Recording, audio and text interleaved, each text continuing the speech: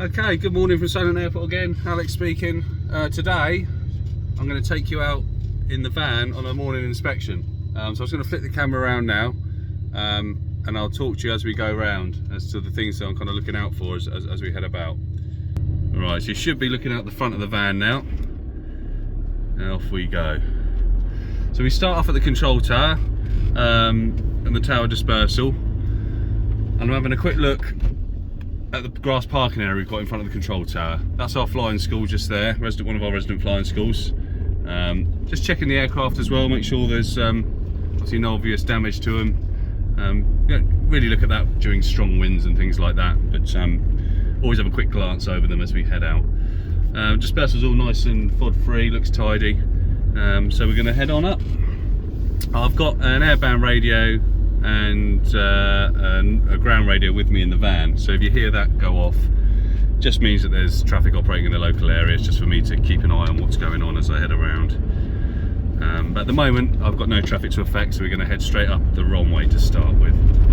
So the taxiway signifier you can see here, solid yellow line. Whenever you see that, that means we're on a taxiway, and at Solent Airport aircraft can taxi either way, in either direction along those taxiways, so we have to be mindful of that as we're heading around.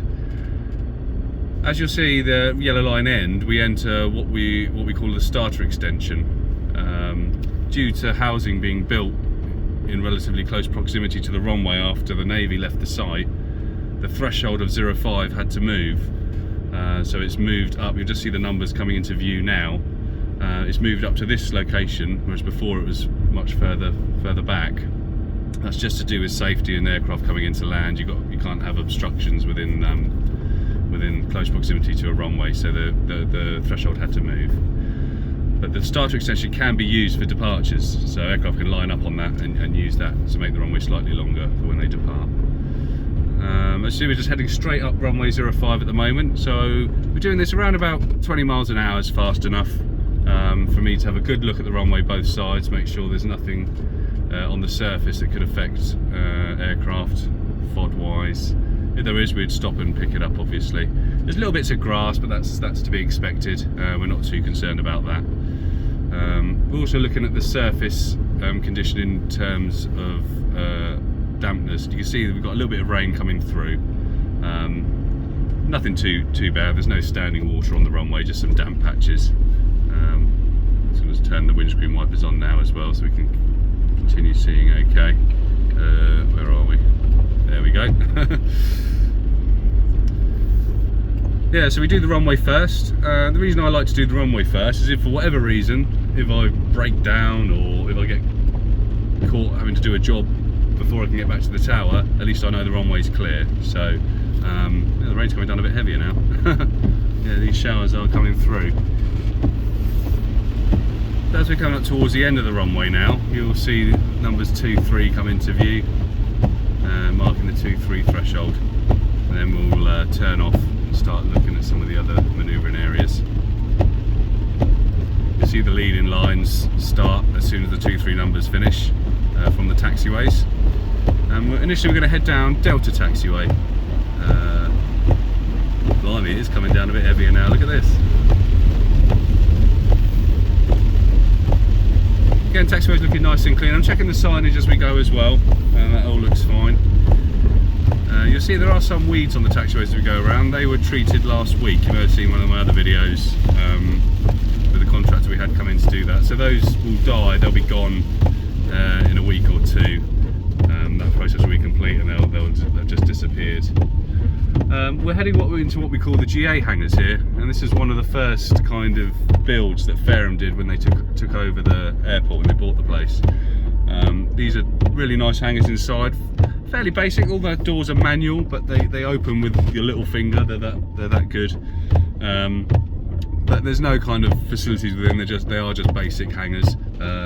Hence the reason you saw the amenities building we just drove past there. That's got toilet and kitchen facilities in for everyone that uses the hangars in this location.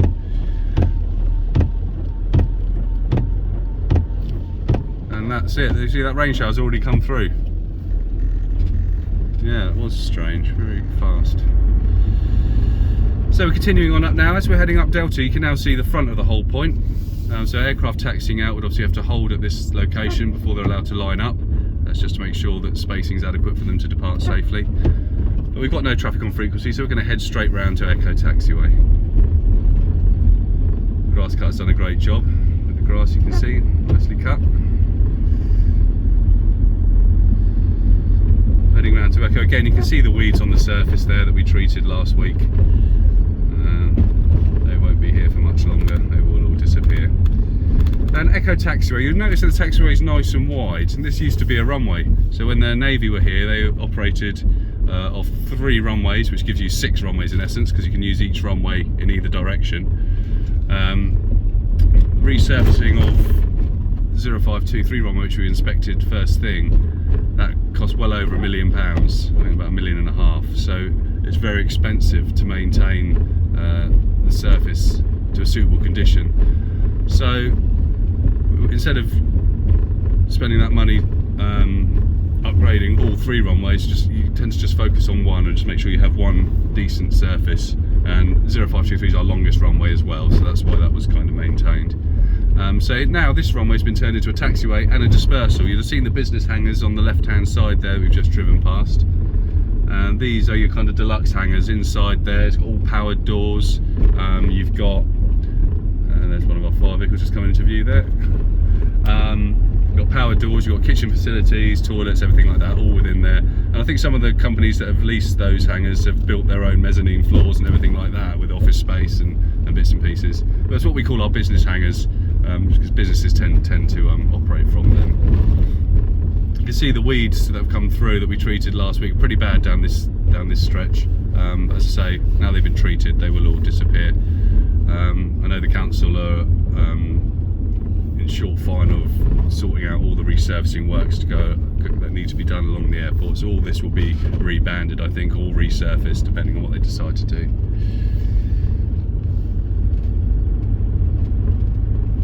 Coming around now, just checking the taxiways. All taxiways look very good, really FOD free.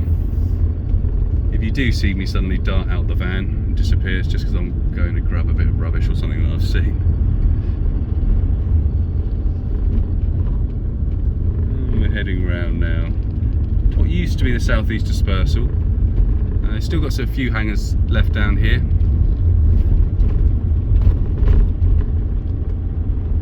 Not too many aircraft located in this part of the airport anymore. There used to be a few more hangars down here, but with the development of the Innovation Centre on the right, they were all demolished. And obviously the new ones built further up, closer to the runway.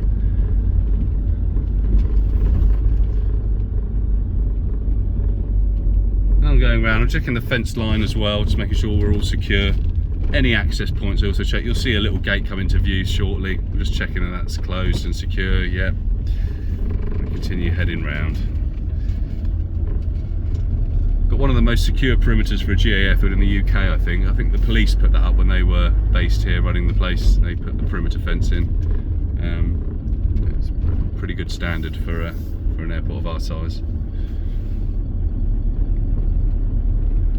In future videos, I'll take you around different elements of the airport, like the fuel farm, the radar tower we have here, some of the hangars, and look at some of the aircraft we've got based here as well, perhaps.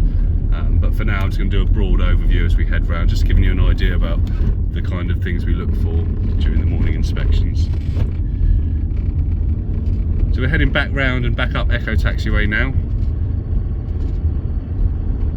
We have a flying school based in the Innovation Centre, so the Diamond Twin you can see just here. I'll just turn so you can see it. There she is. Yeah, she's one of our other flying schools. They're based in the Innovation Centre. They'll walk around to the aircraft with their students when they're required to fly.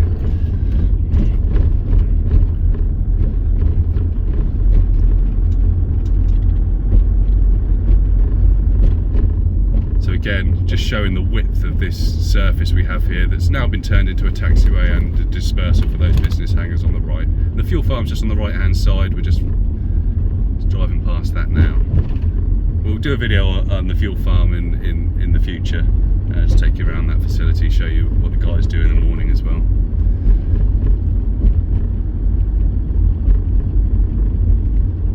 So there's a site speed limit 20 miles an hour when we're driving around, and that goes for every vehicle on site. And on an airport, aircraft have absolute right of way, so if we come across any aircraft, I'll pull over and allow them to pass.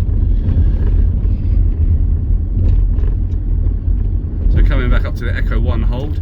The Echo 1 hold's situated a fair distance back from the main runway, and the reason for that is we've got a grass runway as well on the left hand side. So if we have aircraft holding to depart, it means that both approaches to both runways are clear. So that's why the Echo 1 holds a bit further back than normal hold points would be. Normal hold points are a little bit closer to the main runway. So I'm crossing over the runway now. I'm going down our final taxiway, Bravo taxiway. I've done Delta and Echo. I see a few of the old hangars still left on site. And T hangars just kind of in front of us now. And the council are upgrading that at the moment, just putting power back to the doors to make the doors powered where they were manual. So we can certainly get a fair few years more out of that hangar before they finally get demolished and upgraded.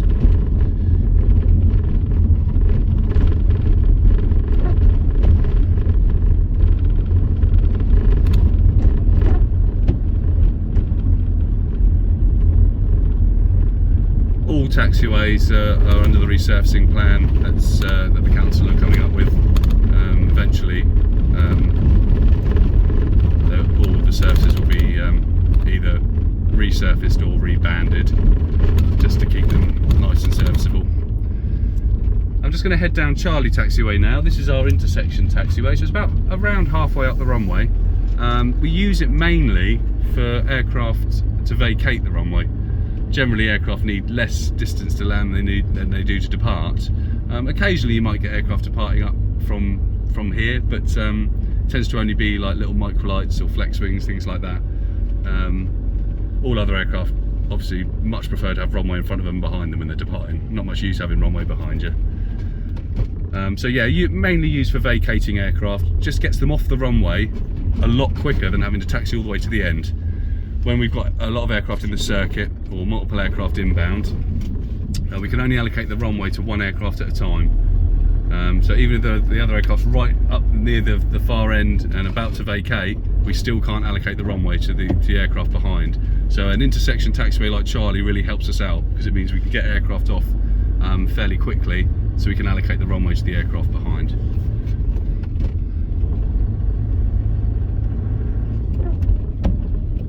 A little sign in front there, just signifying that you're coming off Charlie Taxiway, so you're no longer on Charlie and you're on Bravo, both directions. As we head round now, you'll see our two largest hangars on site, the Bellmans. Bellman 4 is on the right hand side, Bellman 1 is on the left hand side. BN, our biggest employer on site, they have 3 hangars, and this is one of those. They've got two over the other side as well. And there were 4 Bellman hangars originally, but Bellmans 2 and 3, which is the space in between these two obviously, they were bombed during the war, so we've now left with just Bellman 1 and Bellman 4. We still refer to the spaces in between as Bellman 2 and 3 though.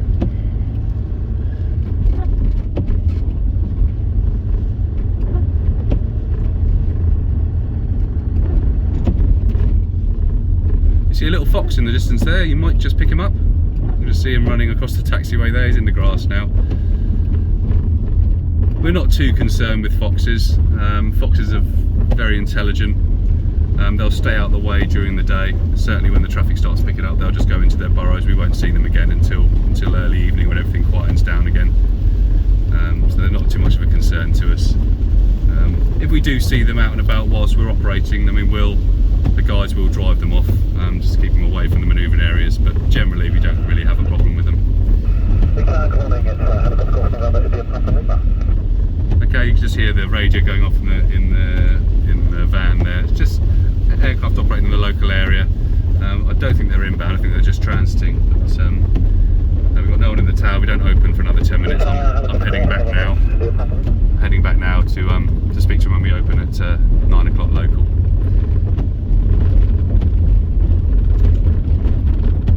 just going to turn to my left now. This is our Bravo 2 hold. This is where aircraft conduct power checks before lining up for departure at runway 05.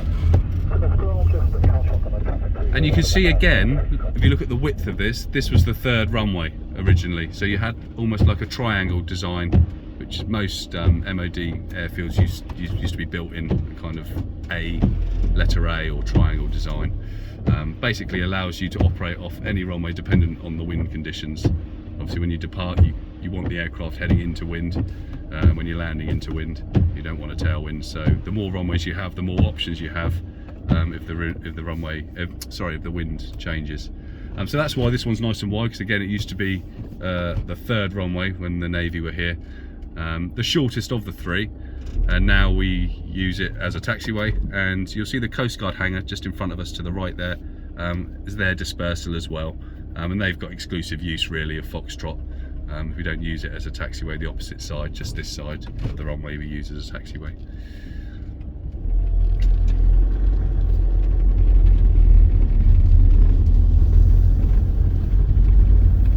So that's all the surfaces complete now. I've done the runway and all the taxiways and dispersals.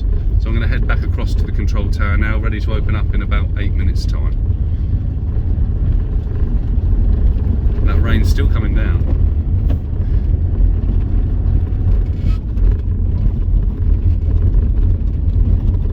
The building in front of you there was the one I was referring to earlier on about being built, meaning we had to displace the threshold. Where it was built was just too close to the runway. I think it was built when the Navy left the site 96 post that, when the site was kind of mothballed. And now we're back on the control tower dispersal where we started.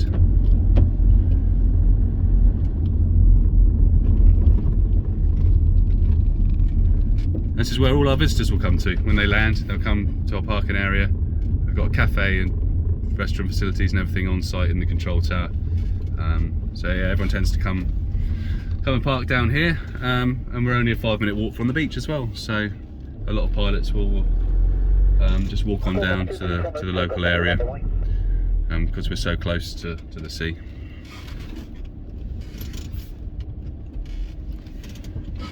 Right, that's us parked. I hope you enjoyed the video. I'm sorry it's so long. I did try and do it as quickly as I could, but there you go. I hope it gives you a little snapshot into a morning inspection at an airport. Right, I hope you all have a nice day. Bye bye.